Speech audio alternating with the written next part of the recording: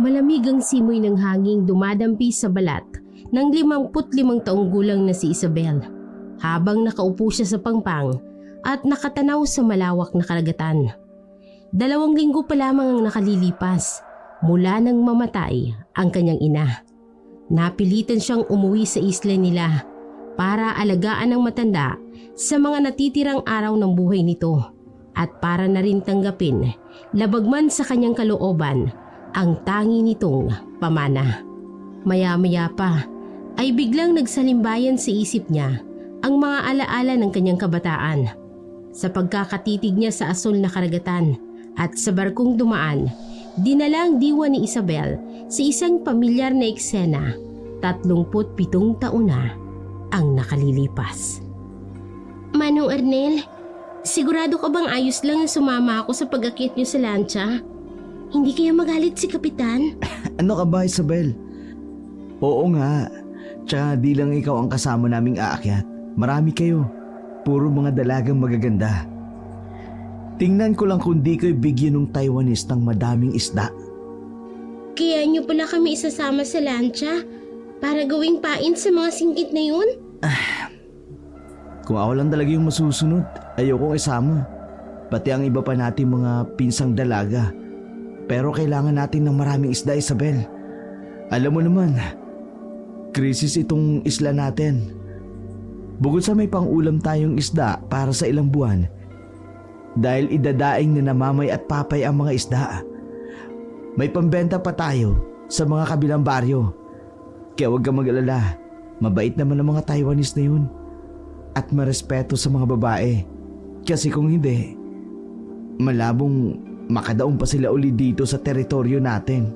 Huwag kang mag-alala, Manong. Ayos lang naman sa akin.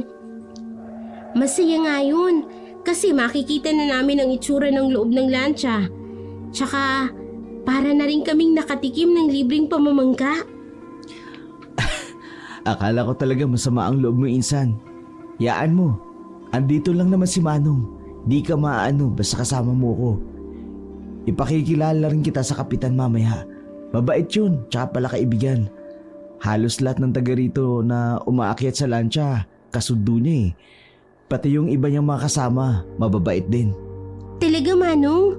Naku, baka mawili akong sumama sa inyong umakyat doon pag nagkataon. Oh, ayun na pala yung mga pinsan natin. Paano yun? Mukhang mas marami silang dala kaysa sa atin. Bukod sa manok, may gulay din. Huwag kang malungkot at maigit sa kanila. Sa susunod, magdadala rin tayo ng mga buko. Pero kahit gulay at manilang itong mga dala natin ngayon, sigurado ako, mas marami tayong maiuuwing isda mamaya. Paano mo naman nasabi, Manong? Pero magdilang anghel ka sana. Basta makikita mo mamaya, sila na ang mainggit sa atin dahil marami tayong makukuhang isda. Hindi nga nagkamali si Arnel ang sa pantahan nito. Kahit sila Isabel, yung pinaka may konting dala para i-barter sa mga Taiwanese, sila naman yung nakapag-uwi ng pinakamaraming isda. Gustong tanungin ng dalagang pinsan niya kung bakit ganoon ang nangyari. Pero abala naman ang binata sa pakikipagkwentuhan sa ibang kabinataan. Nakasama nila sa bangkang gamit nila sa paghahatid ng pambarter na produkto sa mga Taiwanese.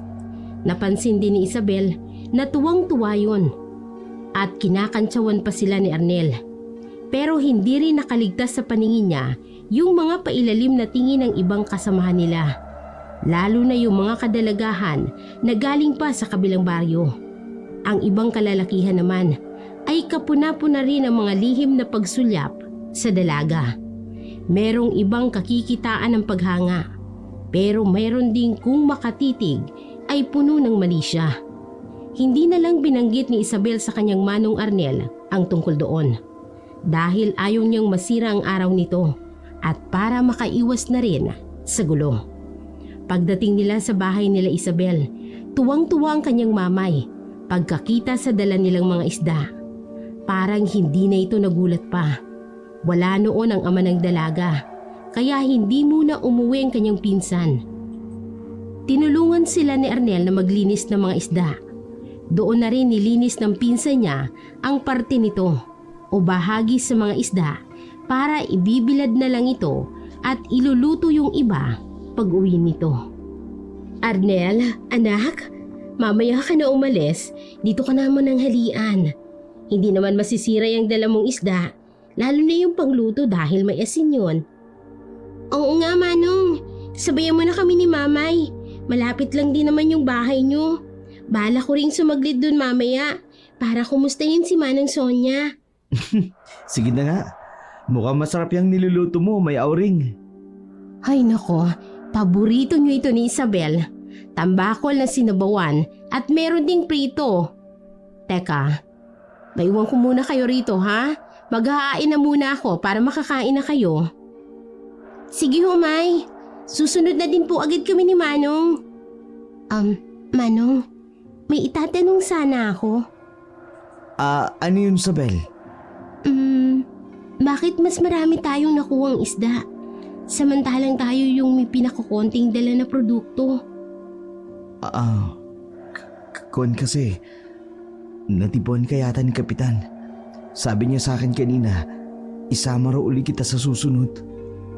Pumayag ka, Manong? Isasama mo ulit ako pag akyat yun ng lancha? Kailangan, Insan. Gusto ka lang naman sigurong makita ni Kapitan.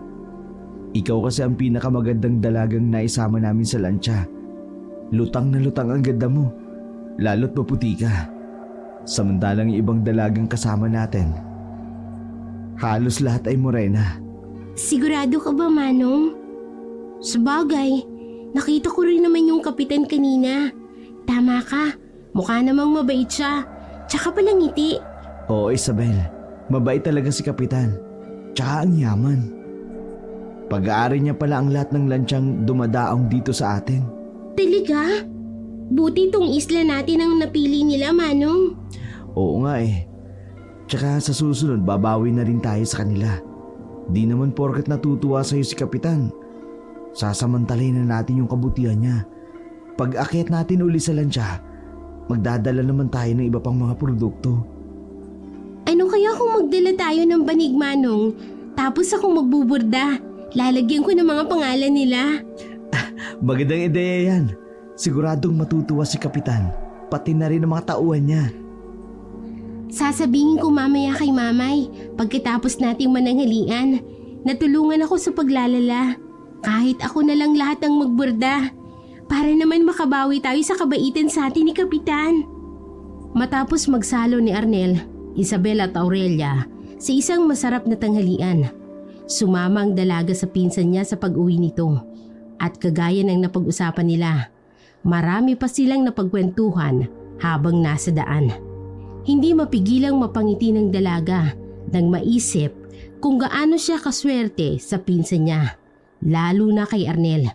Palibhasa ay nag-iisang anak lang siya ng mga magulang niya, tapos babae pa. Kaya siguro sobrang alaga at protektado siya ng mga binata. Malapit na sila sa isa't isa mula pa noong sila'y mga musmus pa lamang. Para tuloy nagkaroon ng totoong kuya si Isabel sa katauhan ni Arnel. Kaya naman, panatag lagi ang mga magulang niya, lalong-lalo na ang kanyang ama, tuwing aalis ng bahay ang dalaga. Gaya na lamang kapag may pupuntahan siyang sayawan at piyestahan.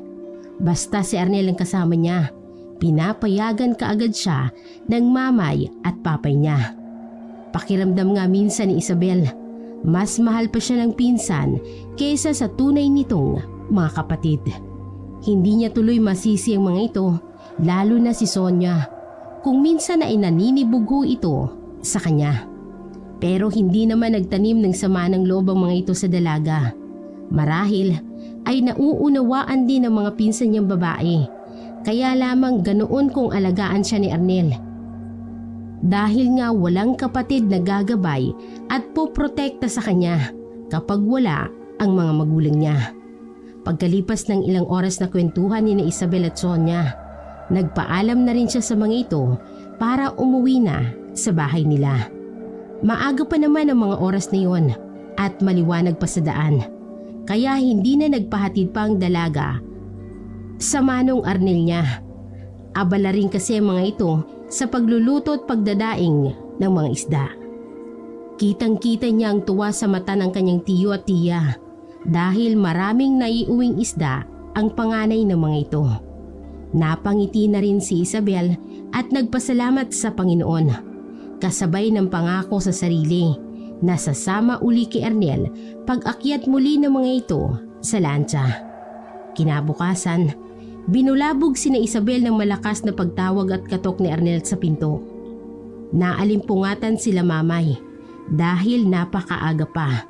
Mag-aalas 5 pa lang ng umaga. Halos kaaalis lang ng tatay niya patungo sa bukid ng mga oras na yon. Oh, Arnel, anong problema? Maaga pa'y napasugod ka na rito sa amin. May si Sonia ho kasi. Anong nangyari kay Manang Sonia, Manong Arnel? Sumasakit ang tiyan niya kagabi pa. Di pa naman niya kabuanan kasi 5 buwan pa lang naman siyang buntis. Ha? Bakit kaya? Maayos naman siya kahapon at saka masisi nung dinalaw ko siya. Yun na nga rin yung sabi ko sa aming mamay. Pero ang sagot niya sa akin, baka raw naaswang siya. Kaya pinatawag ka niya sa akin, may auring. Pakitingnan daw po si Manang Sonia. At baka kumapana daw sila ng dinadala niya. Hindi nga malayong ganun ang nangyari kay Sonia. Teka lang, may kukunin lang ako sa loob. Hintayin mo ako rito, Arnel, ha? Sasama ka rin ba sa akin, Isabel? Oo, May. Gusto kong makita ngayon si Manang Sonia. Hindi ako mapapalagay dito sa bahay. Lalo na kung kaiisip kung maayos ba sila ng bata sa sinapupunan niya. Sumama nga si Isabel kina Aurelia at Arnel. Siniguro muna nilang mag-ina na maayos ang pagkakasarado ng pinto ng bahay nila. Lalo't medyo madilim pa ng mga oras na yon. Pagdating nila sa bahay ni Arnel, nagkakagulo ang buong pamilya nito. Sa labas pa lang ng pinto, ay rinig na nilang umiiyak na boses ni Sonia. Naiyak na rin ang dalaga dahil kababakasan ng paghihirap kahit ang tinig pa lamang ng kanyang pinsan. Nang tuluyan silang makapasok sa loob ng bahay, ay lalong napaiyak si Isabel nang makita ang kalagayan ni Sonia. Natakot din siya pagkakita niya sa mga mantsa ng dugo sa suot nitong palda, pati na rin sa ginagamit nitong kumot sa pagtulog. Arnel, naitanong niyo ba kay Sonia kung sinong tagalabas ang huling kausap niya kahapon? Ang alam ko, di lumabas ng bahay si Sonia kahapon, maghapon po. Wala ho ako eh. Mula kasi nung magbuntis siya, hindi na siya pinapayagang umalis mag-isa ni mamay at ni papay. Parang may nasalubong ho ako kahapon. Galing po rito, May. Nagtanong pa nga po sa akin kung may isda pa raw sina Tiyo at Tiya. Kasi bibili siya ng 1 kilo. Sino? Hindi ko ho kilala, May. Pero babae po. Medyo matanda lang ng ilang taon sa inyo. Baka ho taga kabilang baryo. Naalala ko na. Yung biyanan ni paring Ronald. Yung huling bumili sa amin kahapon ng isda. Inabot na nga po kami ng dilim dahil mahirap pumili kung hilaw ba o luto na o daing ang bibili niya. Biyanan pala ni Ronald yun? Oo, Isabel. Hindi mo pala kilala? Hindi, Manong. Oo nga pala. Di ka naman dumadalo sa kasal ni na Malu. Tsaka madalis din ako magawi sa kanila. Ilang beses ko na rin nakita yung biyanan niya. Kilala ko ang tinutukoy mong biyanan ng dating nobyo nitong si Isabel. Taga-dulong baryo sila. Nakita niya ba kahapon si Sonia? Bakit umay? Kung nakita niya ang kapatid mo, mukhang alam ko na kung bakit siya nagkakaganyan. Malakas talagang amoy ng mga buntis sa mga aswang, May. Ibig niyong sabihin, shh! Hinaan mo ang boses mo. Baka lalong mataranta ang mga magulang ni Arnel, lalo na si Sonia.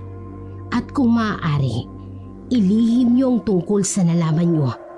Mag-iingat din kayo sa matandang yon dahil hindi lang mga buntis ang pinupunteriya at pwedeng perwisyohin ng mga aswang. Maiwan ko muna kayo rito. Titingnan ko kung anong magagawa ko para kay Sonia. Sana naman ay malakas ang kapit ng bata sa sinapupunan niya. Tahimik lang silang lahat habang pinapanood kung paano gamutin ni Aurelia si Sonia. Pinahiran nito ang tiyan ng buntis na pinsan ni Isabel nang dala niyang espesyal na langis na kung tawagin sa kanila ay Lana. Napansin ng dalaga, makalipas ang ilang minuto, tila umaliwalas ang muka ni Sonia. Sinyalis na bumubuti na ang pakiramdam nito. Nagkatinginan sila ng makahulugan ni Arnel. Ang tiyo at tiya naman, pati na rin ang iba pang mga kapatid ni Arnel, ay napausal ng pasasalamat sa Diyos dahil umayos na ang pakiramdam ni Sonia. Pero nagulat silang lahat sa mga sumunod na sinabi ni Aurelia. Pansamantala lamang ang ginhawang may dudulot ng ipinahid kong Lana kay Sonia. Pero mabuti na lang at ligtas silang mag-ina. Malakas ang kapit ng bata sa sinapupunan ng pamangking ko. Hindi nagtagumpay ang aswang sa pagtatangka nitong kainin ang anak ni Sonia. Anong dapat natin gawin para tuluyang gumaling ang kapatid ko? May Auring. Ikaw ang tanging makakapagligtas sa kapatid mo, Arnel. Kailangan magpunta ka sa bahay ng umaaswang sa kanya para kumuha ng basahan at abo. Kapag nagawa mo yon, magagamot ko na ng tuluyan ng kapatid mo. Halos lahat ng mga matay nakatutok bigla kay Arnel. Mababa ka sa mga mukha ng mga pinsang babae ni Isabel ang pagtataka. Ang tiya at ang tiyo niya naman ay hindi maitago ang pag-aalalang nakalarawan sa mukha ng mga ito. Nang mga oras na yun, nakumpirma ng dalaga na may alam din ang mga magulang ni Arnel tungkol sa ipinagtapat sa kanila ni Aurelia. Hinayaan nilang tatlong matanda nang magpunta ang mga ito sa kusina para mag-usap. Pagbaling ni Isabel mula kay Sonia ay nakapikit na ang mga mata nito. Nagbili naman si Arnel sa mga kapatid nitong babae na bantayan si Sonia. Si Isabel, sinenyasan ng binata na sumunod siya rito palabas ng bahay. Doon sila nagpunta sa puno ng mangga sa likod bahay, kung saan sila madalas na tumatambay simula pa nung sila'y mga paslit pa lamang. Anong plano mong gawin ngayon, Manong? Paano ka makakakuha ng abot sa kabasahan sa bahay ng biyenan ni Ronald? Hindi ko nga rin alam, Isabel. Lalo't medyo matagal na rin nung huli kami nag-aosip ni paring Ronald. Pero gagawa ako ng paraan sa lalong madaling panahon. Kailangan magamot kaagad ni Mamay si Sonia para makasigurado tayong ligtas ang dinadala niya. Halos katatapos lamang mag-usap ni Arnel at Isabel nang lumabas si Aurelia. Sabay silang nagpaalam sa buong pamilya ni Arnel at uuwi na. Sabi ng mamay niya, tulog na raw si Sonia, kaya hindi na lamang siya pumasok ulit sa bahay ng mga ito para sana silipin ang pinsan na buntis. Pagdating sa kanilang bahay, kinausap naman ni Isabel ang ina niya tungkol sa kalagayan ni Sonia. May, totoo ba talagang aswang ang biyenan ni... Totoo, Isabel. Matagal ko nang alam ang tungkol doon. Kahit kami ng uncle mo, na tatay ni Arnel. Pero iilan lamang ang nakakaalam dito sa lugar natin. Kaya mag-iingat ka, anak. Baka mamaya madulas ka at may kwento mo sa iba.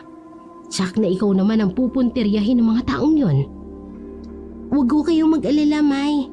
Kami lang naman ni Manong Arnel ang may alam. Nasisiguro naman po namin na hindi niya ipagsasabi sa ibang nalaman niya. Lalo't magkaibigan po sila ni Ronald. Pero kung aswang ang ina ng asawa ni Ronald, posible ho bang maging kagaya siya ng matandang yun? Depende, anak. Kung sakaling kay Malo ipapamana ng ina nito ang pagkaaswang, kung sakaling tumanggi siya, baka kay Ronald ipasa yun ang biyanan nito. Ho? Pwedeng ganun ho mangyari? Akala ko ho kadugo lamang ang pwedeng pagpasahan ng pagiging aswang, May.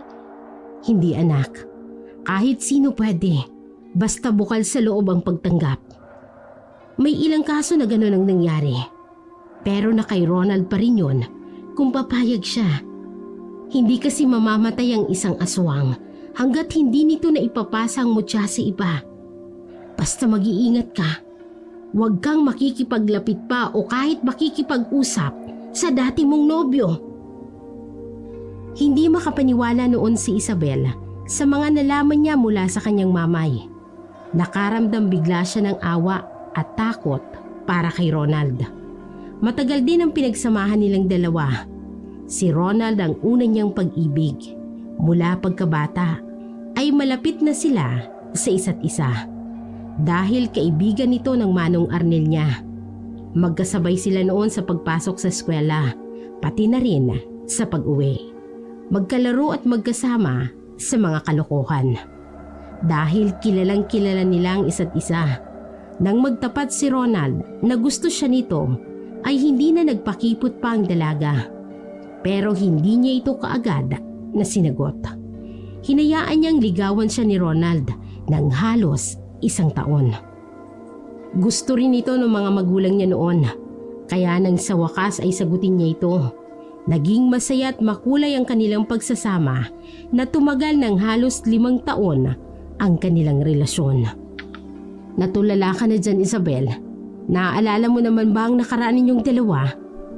May asawa na si Ronald, anak. Kalimutan mo na siya. Marahil ay hindi pa talaga siya para sa'yo. Alam ko naman yun, May. Hindi ko lang maiwasang mag-alala dahil sa mga nalaman ko. Alam ko kung gaano mo siya kamahal. Mula nang maghiwalay kayo, hindi ka na ulit tumanggap ng manliligaw. Naniniwala rin akong ikaw talaga ang mahal niya. Kung hindi lang siya napikot ang napangasawa niya. Kung hindi ko siguro siya pinayagan noon na mamiesta, hindi sana umabot sa ganon. Hindi sana humantong sa paghihiwalay at sa paglimot sa isa't isang naging relasyon namin, May. Nangyari na ang mga nangyari. Wala na tayong magagawa. Gamitin mo na lamang yun na leksyon para hindi ka na magkamali sa susunod. Oo, May. Ganun na nga lang ho ang gagawin ko. Tama ho kayo. Mahal na mahal ko si Ronald. Pakiramdam ko, hindi ko kayang magmahal ng ganun kasidhi. Pero kailangan ko na talaga siyang kalimutan. At ang lahat na masasayang ala-ala naming dalawa. Kagaya ng payo ng kanyang mamay, pinilit ni Isabel na iwaglit ng tuluyan sa kanyang isipan at ala-ala ang dating kasintahan. Itinuon na lamang niyang atensyon sa mga gawaing bahay at sa iba pang mahalagang mga bagay. Hanggang sa sumapit muli ang araw ng pag-akyat nila ng pinsang si Arnel sa lancha. Ang dami namang nakuha nating isda, Isabel. Kulang na lang ibigay sa atin lahat ni Kapitan. Oo nga, Manong. Mabuti na lang natuwa rin sila sa mga dala nating pambarter. Bah, kahit naman ako labis na matutuwa kung makatatanggap ako ng mga sariwang gulay, buko, mani at banig mula sa isang magandang dilag. Lalo na, ikaw mismo yung nagdala at nagborda ng mga banig na yun. Ikaw talaga, Manong. Ibinabalik lang natin sa kanila ang kabutihan nila. Oo nga pala. Kumusta na ba si Manang Sonia? Hindi ako nakadalaw sa inyo nitong mga nakaraang araw. Naging abala kasi ako sa paglalala at pagbuburda. Mabuti na ang lagay niya. Nagawa ko yung bilin sa akin ni Mamay Auring. Medyo nahirapan ako pero hindi ako tumigil hanggat hindi ako nakakakuha. Kaya nakakuha ako ng abo at basahan kay Malu. Salamat talaga. Dahil may alam siya sa mga aswang kung paano gamutin ang inaaswang. Salamat kay Mamay Auring. Maraming alam si Mamay pagdating sa mga ganyang bagay. Siguro namanin niya sa nanang natin. Pakisabi kay Manang Sonia, magpagaling siya. Baka sa isang araw pa ako ulit makadalaw. Aasikasuhin kasi namin itong mga nakuha nating isda. Saka, tutulong na din ako kay Mamay sa bukid. Oo, sasabihin ko mamaya kay Sonia. Nga pala, Sabel, kinausap ako ng masinsinan ni Kapitan kanina. Kaya ka ba nagpaiwan sa lansa niya? Bakit, Manong? May problema ba? Wala naman. Pero ipinasasabi niya, gusto ko raw niyang ligawan. Handa raw siyang humarap sa pamilya natin. Hindi ko alam kung anong sasabihin ko, Manong.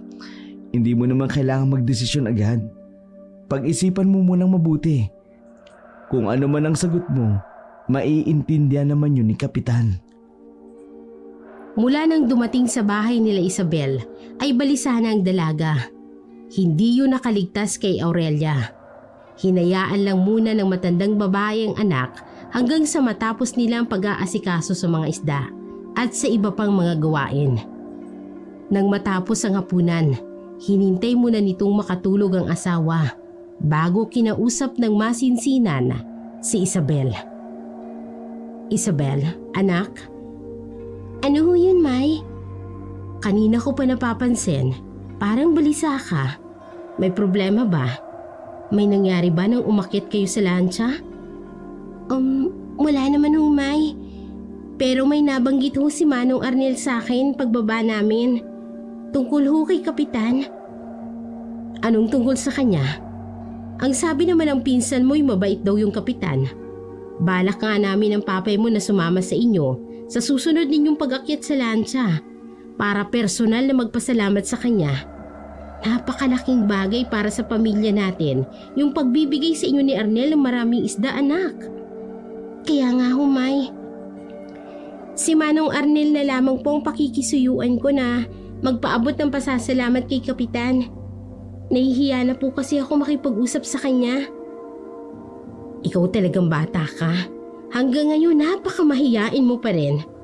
Oh, ano nga pala yung tungkol kay Kapitan? Balak daw hong umakyat ng ligaw sa akin, May. Hindi na ako nagulat. Yung mga ginagawa naman talaga niya. Sinyalis yun na may kursonada siya sa'yo. Pero ikaw naman ang magdidesisyon tungkol sa bagay na yan, anak. Naririto lamang kami ng papay mo para gabayan ka. Plano raw ho nilang bumaba rito para makilala kayo at ang buong pamilya natin, May. Aba, malinis ang intensyon kung ganun. Pero kilalanin mo munang mabuti, Isabel. Hindi naman dapat nagmamadali sa pakikipagnobyo, lalo na sa pag-aasawa. Dahil hindi yun na parang kanin na basta mo na lamang isusubo na pwede mong iluwa kapag napaso yung dila mo. Pag-isipan mong mabuti ang mga desisyong gagawin mo, anak. Oo, May. Nang gabing yun, pinag-isipan niyang mabuti ni Isabel ang tungkol sa planong panliligaw ng Kapitan sa kanya. Walang ibang minahal at nakarelasyon ng dalaga mula nang maghiwalay sila ni Ronald. May isang parte sa isip niya ang nagsasabing tanggapin niya ang alok ng Taiwanese para na rin makalimutan niya ang dating nobyo. Kinabukasan, kinausap ni Isabel si Arnel. Agad namang umakyat ang pinsan niya sa lancha upang ipaabot dito ang magandang balita. Pagbalik ng binata, kasama na nito ang Kapitan pati na rin ang iba pa nitong kasamahan. Magiliw namang tinanggap ng mga ito ni Aurelia. Ganun na rin ang pamilya ni Arnel. Ang pagbisita nilang yun kay Isabel ay nasundan pa hanggang sa tuluyan na silang nakapagpalagayan ng loob, pati na rin ang buong mag-anak ng dalaga. Kumusta naman insan yung panliligaw sa'yo na Kapitan? Mabait nga siya, Manong, gaya ng sabi mo. Pati na rin yung mga kasama niya. At galante rin. Yung isang pinsan ni Kapitan, kursonada si Sonia. Lalo na nung malaman niyang disgrasyadang kapatid ko. Handa raw siya maging tatay ng pamangkin ko. Talaga, Manong? Anong sabi ni Manang Sonia? Hindi raw siya nagpapaligaw. Mahal pa rin siguro yung tatay ng dinadala niya. O baka takot pa rin magkamaling muli. Sabi ko naman sa kanya andito lang kami. Pagtutulong-tulungan namin ang panganganak niya. Pati rin yung pagpapalaki sa pamangkin ko. Alam ko mahirap, pero makakaraos din naman, di ba? Tama ka dyan, Manong. At saka, mahirap din talagang sumugal at magtiwala ulit. Masakit mabigo. Ibig bang sabihin, bastard si Kapitan? Hindi ko pa masasabi, Manong. Naguguluhan pa rin ako hanggang ngayon. Dahil ba kay paring Ronald? Hindi lang naman yun ang dahilan. Iniisip ko rin kasi, paano kung may asawa na pala si Kapitan sa bansa nila? Eh di magiging kirida niya ako. Sabagay, may punto ka rin naman. Pero bakit sabi niya, handa raw siyang pakasalan ka? Tsaka, balak niya raw ipagawa yung bahay niyo. Sinabi niya yun? Oo, Isabel. Kaya nga sa tingin ko, seryoso talaga siya sa'yo. Di naman ako papayag na madehado ang paborito kong pinsan. Kaya oras na malaman kong niloloko ka o pinaglalaro ang ni Kapitan, ako makakalaban niya.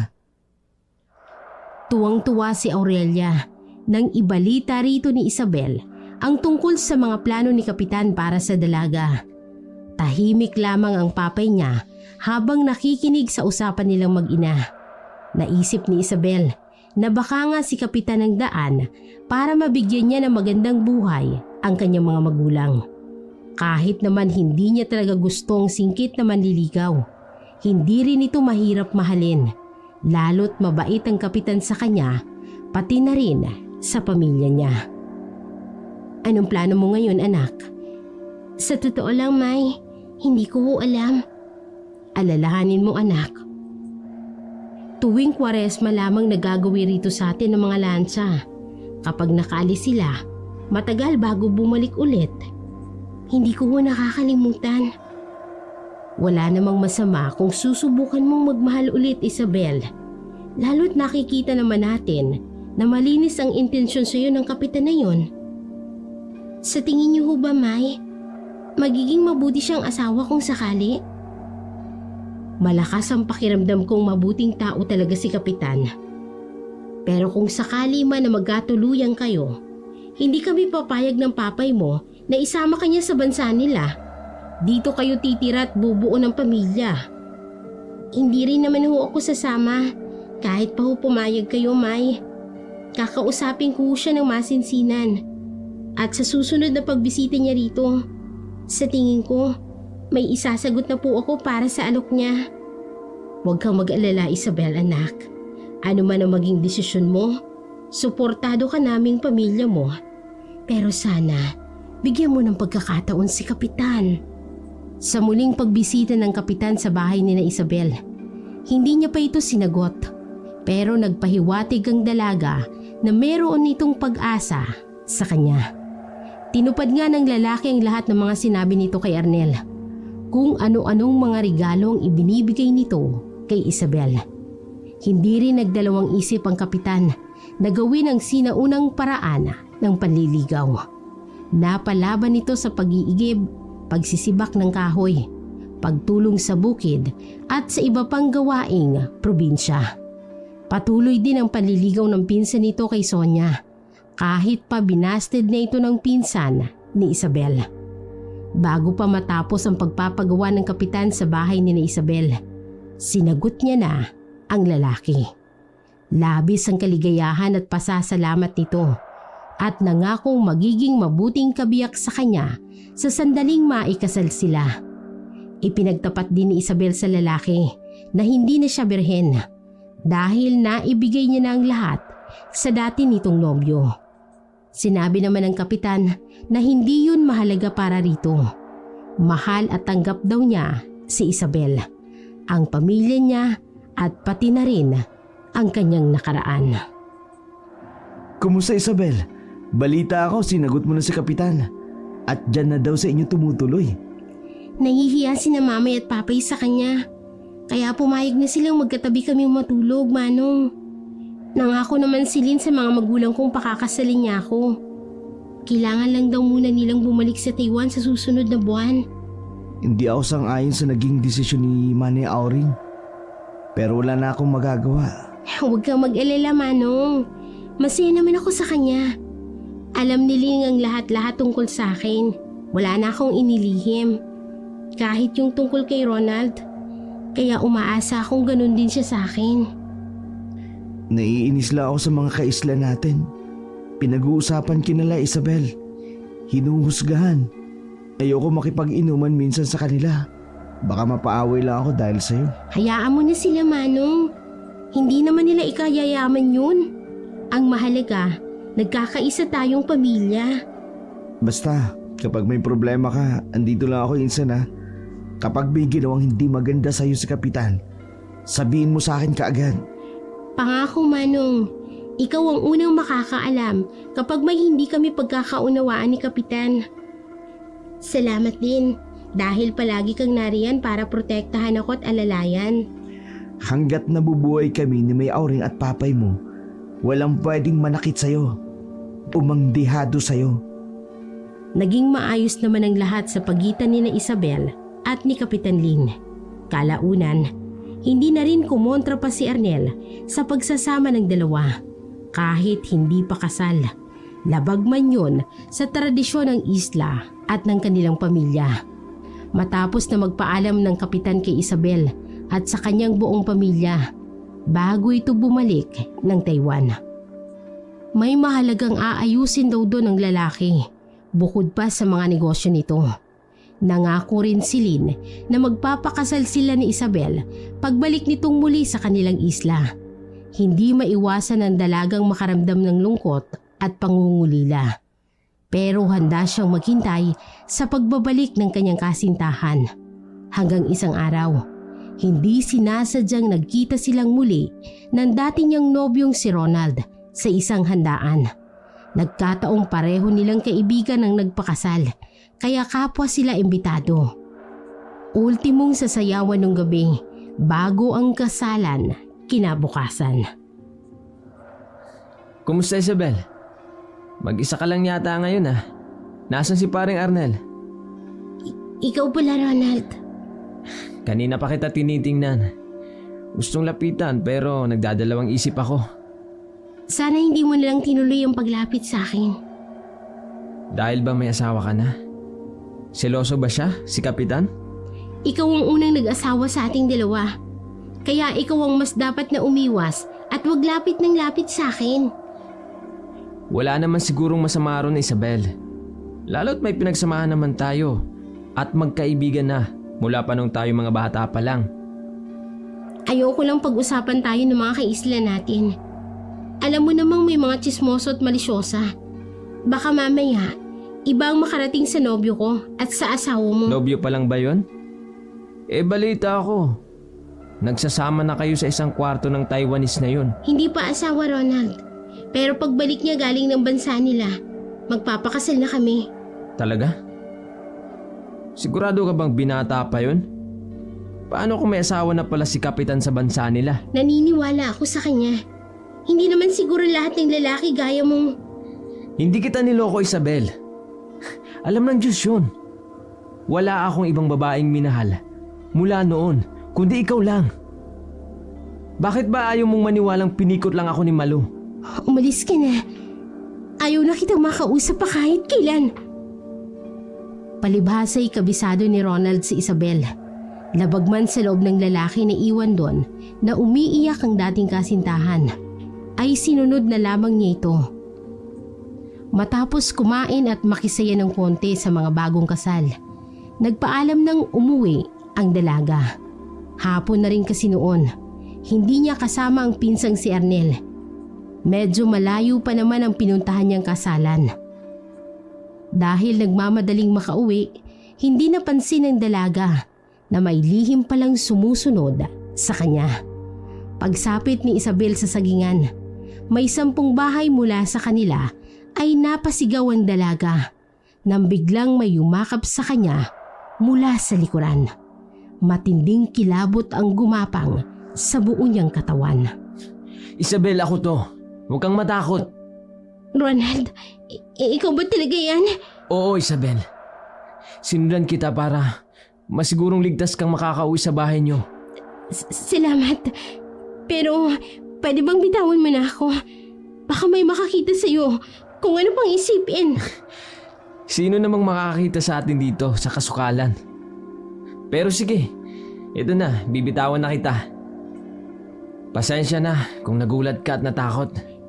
Bakit kasi sinundan mo pa ako? Kaya ko namang mag-isa. Gusto ko lang masiguro ang kaligtasan mo. Kasi hanggang ngayon, mahalaga ka pa rin sa akin, Isabel. Ronald, mahal kita. Pero pwede bang bitawan mo na ako? Kaya ko namang mag-isa. Gusto ko lang masiguro ang kaligtasan mo.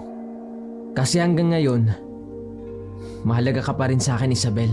Mahalaga ka pa rin sa akin, Isabel. Ronald, Alam mo bang, sobra akong nasaktan nang mabalitaan kong may nobyo ka na.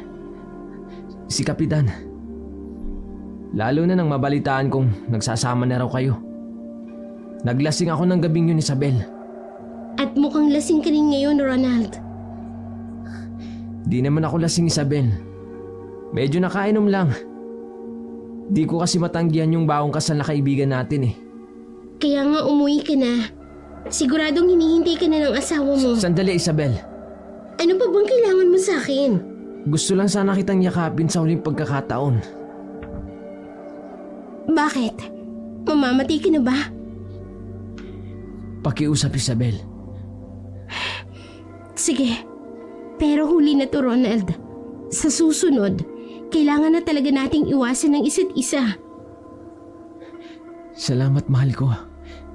Ang tagal kong nasabik na mayakap ka ng ganito. Mahal na mahal pa rin kita, Isabel. Ronald.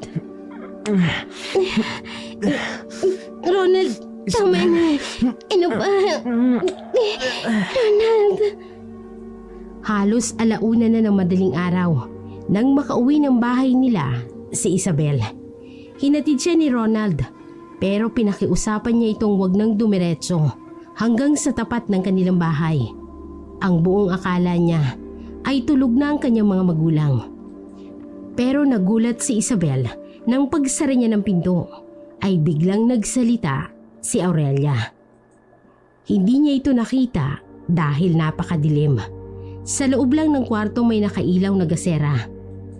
Base sa boses ng matandang babae, nalaman ni Isabel na nakaupo ang kanyang ina malapit sa lamesa. Bakit ngayon ka lang, Isabel? Unang beses pa lang na inumaga ka ng uwi. Hindi sana ako magtataka kung sasayawan ang pinuntahan mo at hindi kasalan.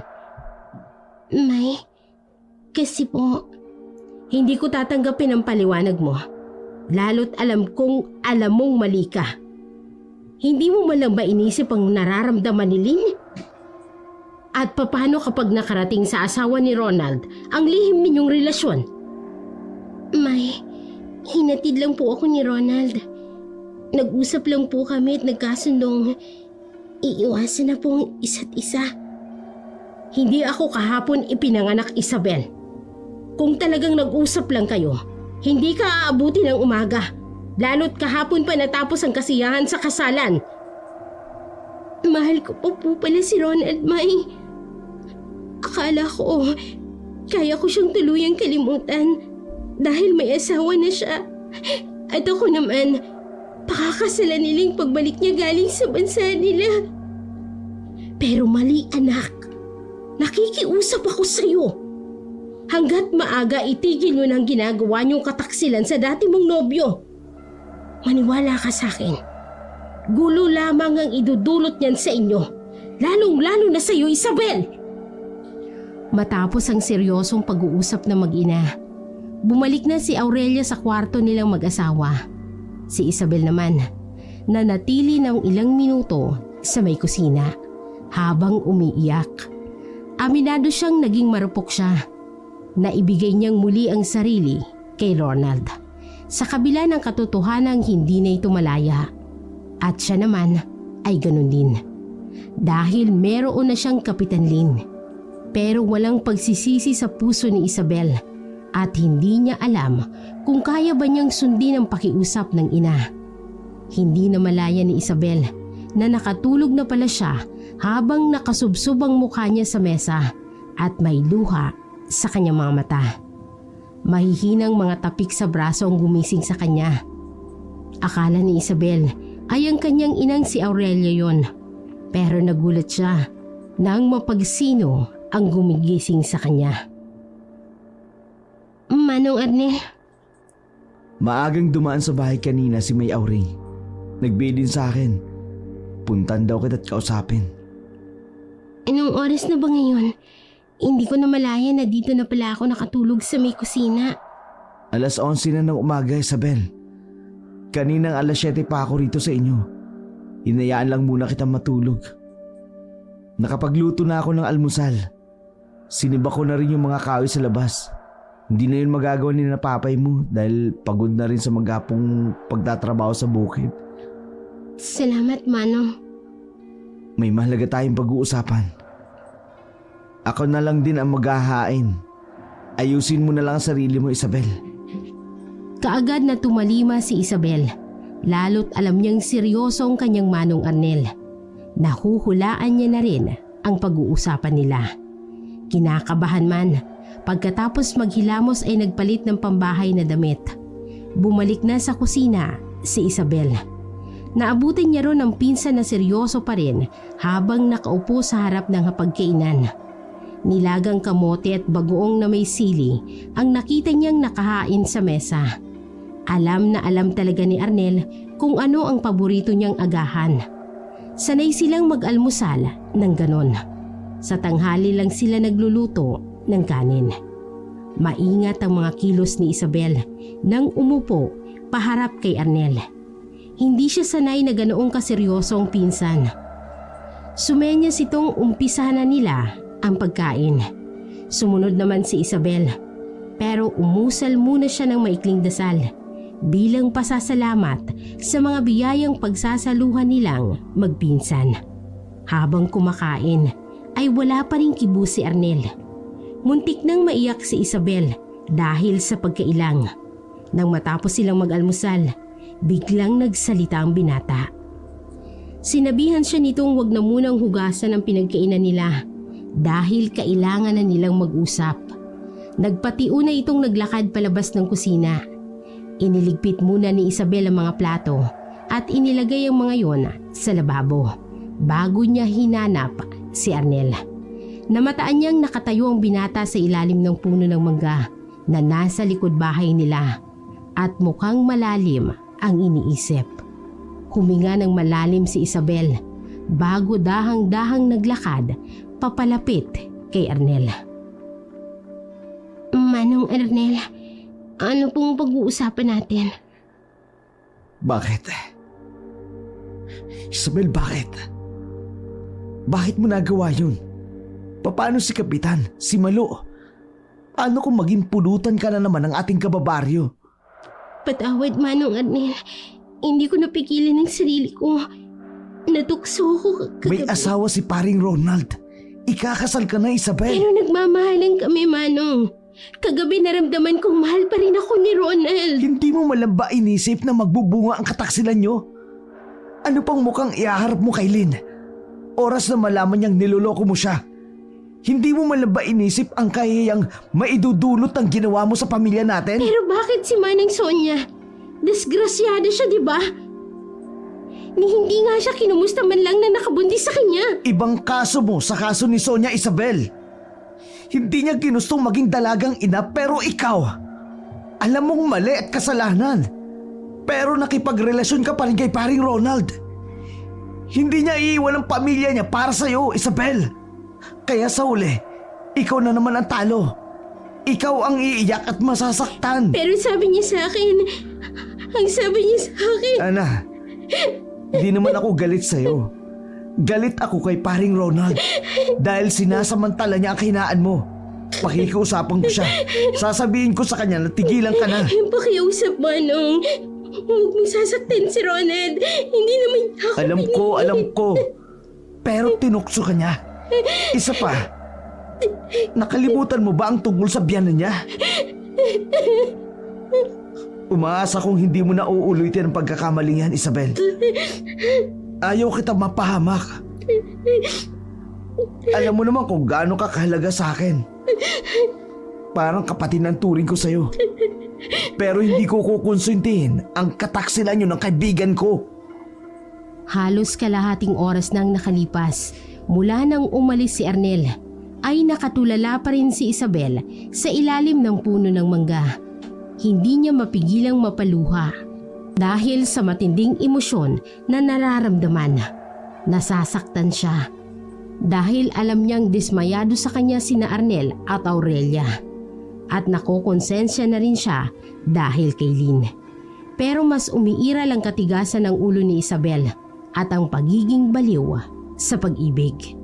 Sa kabila ng mga payo't bilin sa kanya ng ina at pinsan, Nagpatuloy pa rin si Isabel sa lihim na pakikipagkita kay Ronald. Madalas ay doon sila nagtatagpo at gumagawa ng milagro sa sagingan, kung saan nagsimula ang kanilang pagtataksil sa kani-kanilang karelasyon. Hanggang isang araw, nagulat si Isabel nang bigla siyang bisitahin ng asawa ni Ronald. Nagkataon pa noon na mag-isa lamang siya sa bahay nila dahil nasa bukid ang kanyang mga magulang. Malu, hindi na ako magpapaligoy-ligoy pa, Isabel. At huwag na huwag kang tatanggi dahil alam ko ng palihim pa rin kayo nagkikita ng asawa ko. May mga matang palaging nakasubaybay sa bawat galaw nyo. Kahit sa sulok ng impyerno pa kayo magtago, matutuntun ko kayo. Magpapaliwanag ako. Hindi ko kailangan ng paliwanag mo. Isa lang naman ang nakikita kong dahilan, Isabel. Malandi ka, makate, hindi ka makontento sa isang lalaki. Dahan-dahan ka sa pananalita mo. Baka nakakalimutan mo. Ako ang nobya ni Ronald. Inagaw mo lang siya sa akin. Ginayuma mo. Kaya kung may malandi man sa ating dalawa, ikaw yun, Malu. Hindi ako. Matagal na kayong tapos ni Ronald. Ako ang pinili niya. Sa akin siya kinasal. Pero sino bang mahal? Wala na akong pakialam kung mahal niya ako o hindi. Basta hindi ako papayag na sirain mo ang pamilya namin. Tandaan mo to, Isabel. Kapag hindi mo pa rin itinigil ang pakikipaglandian sa asawa ko, hindi lang kita isusumbong sa nobyo mong hilaw. Gagantihan kita, Isabel. Sisiguraduhin kong magdurusa ka. Pagsisisihan mong tinangka mong agawin sa amin si Ronald. Nagpakatatag si Isabel at pilit na ipinapakitang hindi siya natatakot kay Malu at maging sa mga banta nito. Kahit ang totoo ay bigla siyang kinilabutan sa mga binitawang salita ng babae. Noon niya lang naalalang nangyari kay Sonia na kagagawa ng ina ni Malu. Sumagi rin sa alaala niya ang ilang pagkakataong palihim silang nagkikita ni Ronald sa sagingan. Para bang may mga matang nagmamasid sa kanilang dalawa. Hindi naman nagtagal sa bahay nila ang asawa ni Ronald. Pero bago ito umalis, ay napansin ni Isabel na para bang may taong nakasilip sa kanilang bakuran. Hindi niya lamang gaanong naaninag dahil natatakpan ng figura ni Malu. Isa pa, abala silang dalawa noon sa pag-uusap. Ipinagpasalamat na lamang ni Isabel na hindi naabutan ng mga magulang niya sa bahay nila ang asawa ni Ronald. Tsak na masisermonan siya ni Aurelia. Iniwasan niya ring makarating sa papay niya ang tungkol sa kanila ni Ronald. Nagpasya si Isabel na ipaalam sa lalaki ang pagsugod ng asawa nito. Pero bago pa man niya makausap si Ronald, ay biglang dumating si Kapitan Lin kasama si Arnel. Gulat na gulat at hindi mapakali si Isabel. Hindi pa niya kayang harapin ang nobyo sakaling may alam na ito sa mga nangyayari. Dahil sa halo-halong emosyon na nararamdaman, labis ang pag-aalala ni Isabel. Maya-maya pa ay bigla siyang nakaramdam ng pagkahilo hanggang sa tuluyang nawalan ng malay tao. Mabuti na lamang at nasalo siya ng pinsan niya na hinahanap pala siya sa likod ng bahay kung saan sila nag-uusap noon nung nakaraang linggo. Nang muling magkamalay si Isabel, nagis na niyang nakatunghay sa kanya si Kapitan Ling, bakas ang pag-aalala sa mukha nito. Hindi pa kayang magsalita ni Isabel at hindi niya rin alam kung papaano haharapin ang nobyo. Mabuti na lamang at palaging naroroon si Arnel para sa klolohan ng pinsan. Ito ang kumakausap at nagpapaliwanag sa kapitan. Nang lumabas si Lin para tumulong kina Aurelia sa pag-aasikaso sa mga pasalubong nito, kinausap ng masinsinan ni Arnel si Isabel. Napagkasunduan ng dalawa na makipagkita kay Ronald para tapusin ang anumang namamagitan sa kanilang dalawa. Akala ko, hindi mo sisiputin si Isabel. Pwede ba naman yun? Alam mo namang pagdating kay Isabel, palagi akong may panahon, paring Arnel. Alam mo bang sinugod ng asawa mong pinsan ko kahapon? pinagbantaan niya si Isabel. Hindi ko alam pare. Isabel, may ginawa ba sa'yo si Malu?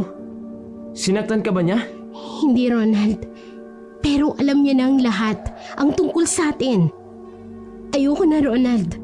Itigil na natin ang kabaliwang ito. Pareho na tayong hindi malaya. Dumating na din si Lynn. Naghahanda na kami para sa kasal namin. Isabel, talaga bang magpapakasal ka sa kanya? Oo pare. Buunan pa siya ng pinsan ko.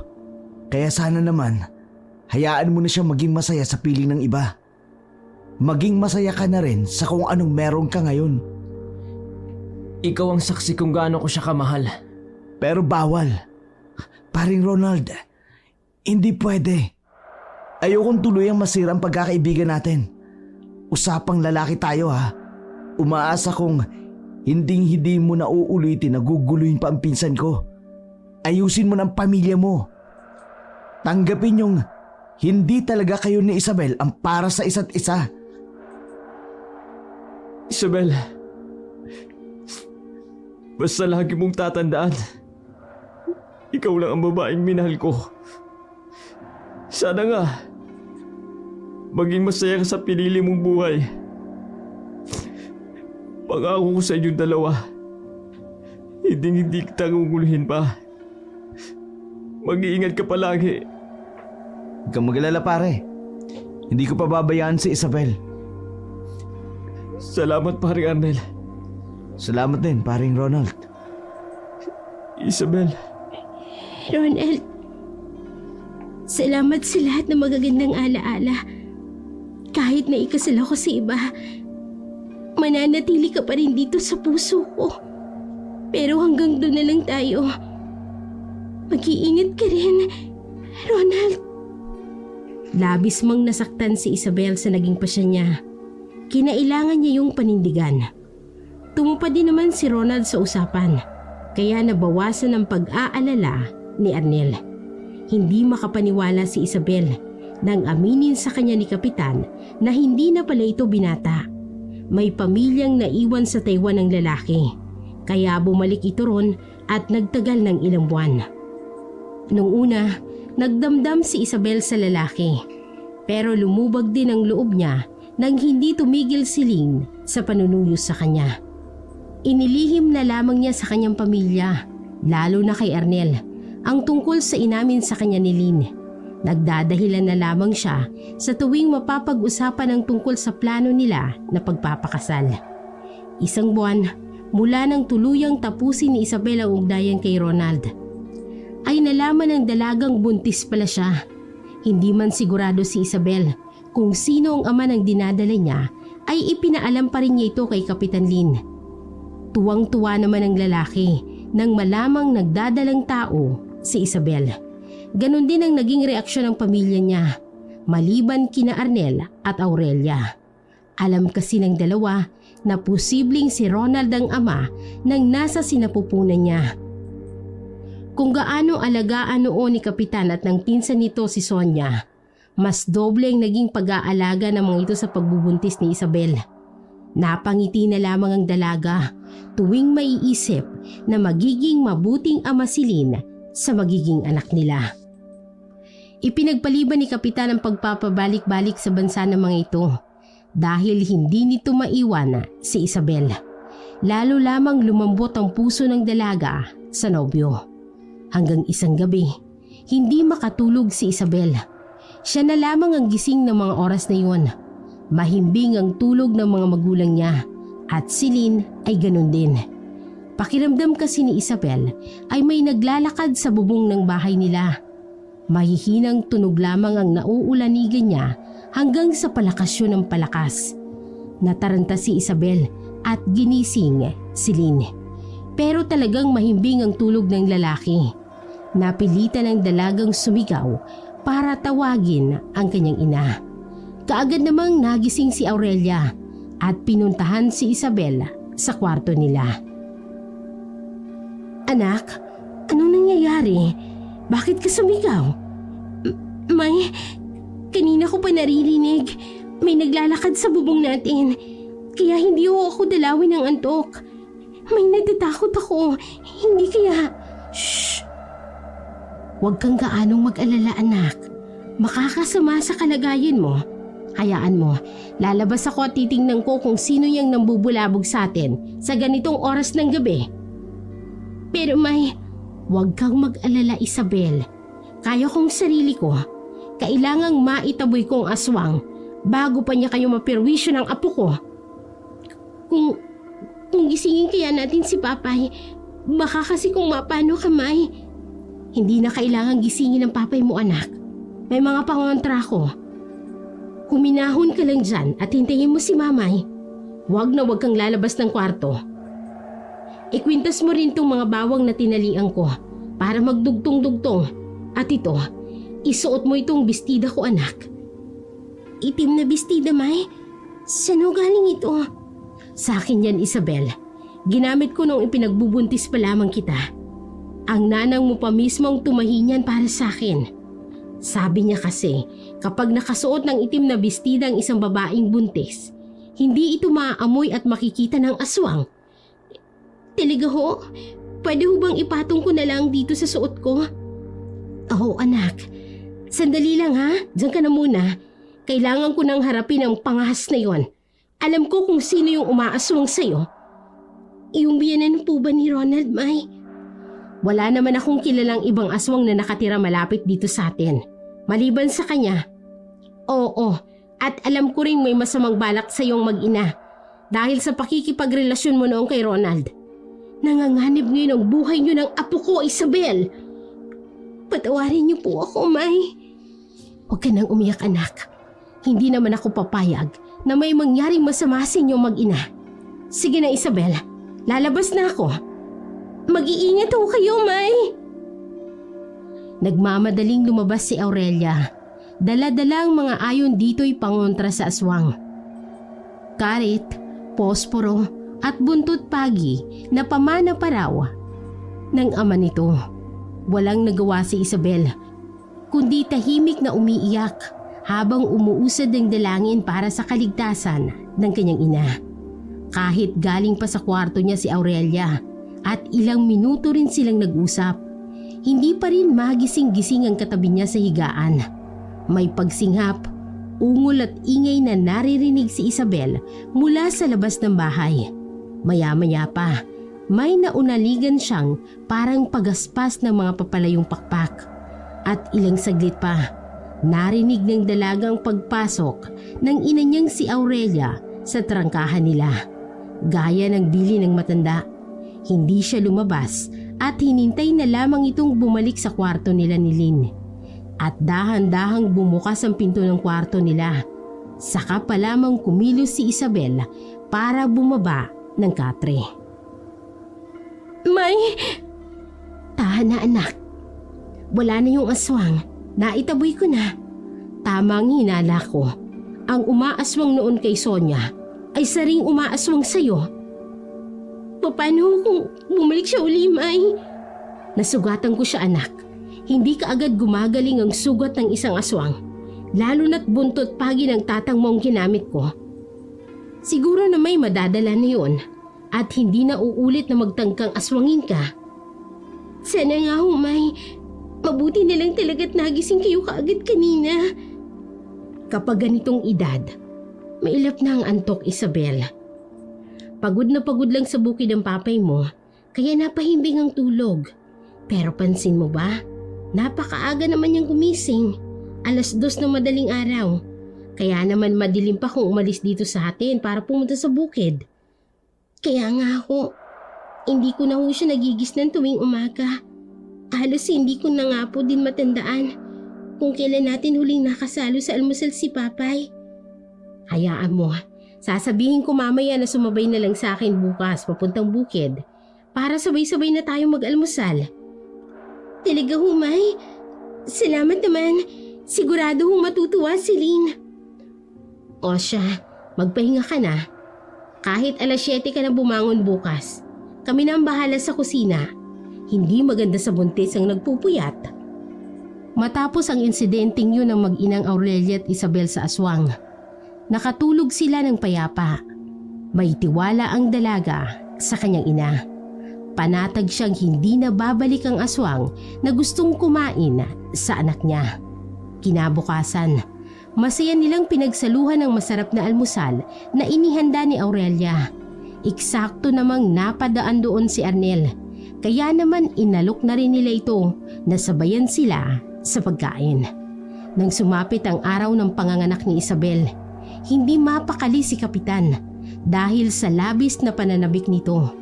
Si Aurelia na lamang ang nagpaanak kay Isabel dahil alam naman nito na hindi lang sa pagtatawas kundi pati na rin sa pagiging hilot o kumadrona. Naroon din si Arnel at si Sonia. Hindi naman nahirapan sa panganganak si Isabel. Ngunit nang makita niya ang reaksyon ni Aurelia habang titig na titig sa anak niya ay biglang naalarma ang dalaga. May, kumusta po ang anak ko? Pwede ko ba siyang hawakan? Gusto ko siyang kargahin, May. Isabel? Anak? Bakit ho? May problema ho ba? Iabot niyo po sa akin ang anak ko, May. Gusto ko po siyang makita. Hindi ko alam kung paano itong nangyari, Isabel. Ano pong ibig niyong sabihin? Ang apo ko. Patawad, Isabel. Bakit ho ba? Ano ho bang problema, May? Ang apo ko. Ang anak mo. Wakwak ang bituka niya at basag ang bungo niya. Hindi, May. Sabihin niyong hindi totoo yan. May.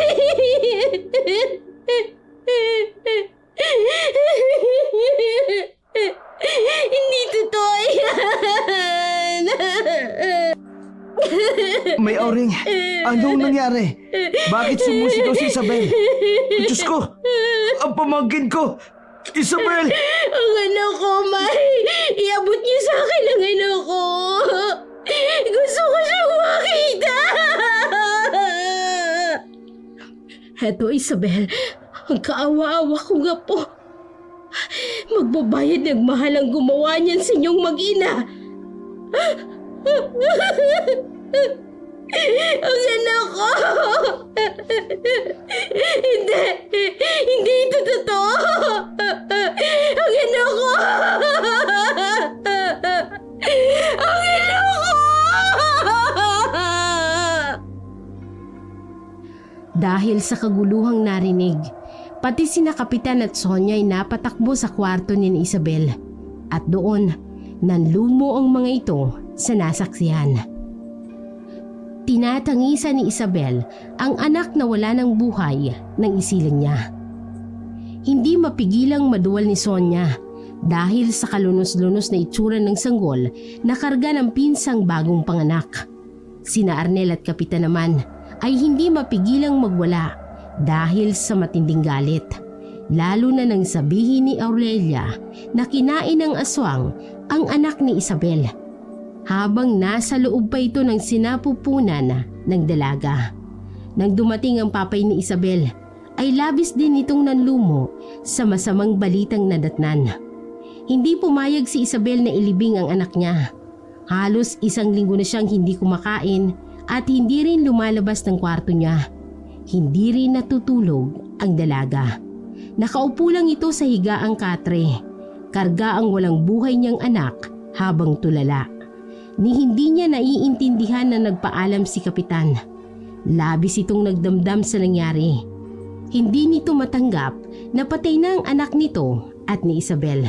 Kaya't nagpaalam ang lalaki kina Aurelia at Arnel na aalis na muna ito para makalimot. Hindi naman ito pinigilan na magtiya. Kapwa nalungkot ang dalawa para kay Isabel. Alam ng mga ito na iiwanan na ni Kapitan Lin si Isabel dahil sa nangyari. Hinding-hindi ko mapapatawad ang aswang na yon sa ginawa niya sa apo ko. Ipararanas ko sa kanya kung gaano kasakit ang nararamdaman ngayon ni Isabel. May Auring, ipaubayan na lang po natin sa nasa taas ang lahat. tulungan na lang nating alalayan si Isabel hanggang makalimutan niya ang sakit ng kabiguang dinanas niya. Hanggang sa tuluyan niya ng matanggap na hindi para sa kanya ang kanyang panganay. Matagal akong nanahimik, Arnel. Para sa pamilya natin. Para sa mag-ama ko. Gusto kong lumaki si Isabel ng normal na buhay. At pati na rin kayong magkakapatid. Pero hindi ko pwedeng palampasin ang nangyari sa pinsan mo. Anong ibig niyong sabihin, May? Huwag mo na lang intindihin yung mga sinabi ko, Arnel. May iba ako. Gusto ko nga palang pasalamatan ka sa pag-alalay mo kay Isabel. Mula nung mga paslit pa lamang kayo hanggang ngayon. Naku, wala po yun. Parang nakababatang kapatid ko na po ang turing sa kanya. Nandito ako palagi para sa kanya. At hindi ako aalis sa tabi niya. Lalo na ngayon wala na sa kapitan. Hindi pala tunay ang pag-ibig niya kay Isabel. Para sa akin, mas mabuti na rin umalis siya. Dahil hindi rin naman siya matututunang mahalin ng pinsan mo. Alam naman nating si Ronald ang totoong ama ng anak ni Isabel. May, nabalitaan niyo po ba? Buntis na rin daw si Malu at manganganak na yata sa susunod na buwan. Halos sabay pala silang nabuntis ni Isabel. Buntis pala siya. Hindi ko nabalitaan. Salamat at ipinaalam mo sa akin, Arnel. Pwede bang samahan mo muna mamayang gabi si Isabel? Aalis lang ako. Baka bukas ng umaga pa ako makabalik. Wala akong problema. Pero saan po kayo pupunta? Nasa laot ang papay niya. Baka bukas pa ng umagang uwi. Ako naman ay may pupuntahang lamay. May namatay ho kayong kamag-anak? Mamamatay pa lang, Arnel. Pero hindi natin kamag-anak. Labis mang naguguluhan si Arnel sa mga huling tinura ni Aurelia ay hindi na ito nag-usisa pa. Sinunod na lamang ng binata ang bili ng tiyahin na bantayan nito si Isabel habang wala ang matandang babae. Dahil ganun pa rin ang kalagayan ni Isabel, tulala habang kargang inaakala niyang anak, ay hindi natulog si Arnel. Magdamag na binantayan ng binata ang pinakamamahal nitong pinsan. Naawa itong labis kay Isabel, pero magaan na rin ang pakiramdam nito kahit papano. Nang minsan kasing hindi na nakayanang labanan ng dalagang antok, ay nagawang palitan ni Aurelia ng manika ang nabubulok ng sanggol ni Isabel. Binigyan niya ito ng maayos na libing. Sa sandaling gumaling si Isabel, ay dadalhin ni Arnel ang dalaga sa puntod ng anak niya. Nang dumating naman si Aurelia kinabukasan, hindi nakaligtas sa binata ang tila maaliwalas na aura ng matandang babae. Kahit halatang pagod ito, ay mababakas ang kasiyahan sa mukha nito. Labis na ipinagtaka yun ni Arnel dahil alam ng binata na lamay ang pinuntahan ni Aurelia. Ngunit hindi niya na iyon tinanong. Matapos pasalamatan ni Aurelia ang binata, ay nagpaalam na rin ito na umuwi. Dahil sa matyagang pag-aalaga ni Aurelia sa anak na si Isabel, unti-unting umayos ang kalagayan ng dalaga hanggang sa tuluyan na siyang gumaling. Pero isang araw ay bigla na lamang nag-hysterical si Isabel nang mabalitaan kay Arnel na namatay ang sanggol sa sinapupunan ng asawa ni Ronald. 3 beses na kalunos-lunos ang itsura ng bata sa anak ni Isabel. Tahimik lamang si Aurelia habang yakap-yakap ang anak. Si Arnel naman ay may makahulugang tinapunan ng tingin ang tiyahin. Lumipas ang mahabang panahon na natiling lihim ng binata ang tungkol sa anak ni Ronald kay Isabel, maging ang natuklasan niyang lihim ni Aurelia. Saka pa lamang nito ipinagtapat ang lahat kay Isabel nang magkasakit ang ina ng dalaga, nang kinakailangan niya nang umuwi sa isla nila upang alagaan ito at tanggapin ang natatanging pamana ni Aurelia para sa kanya.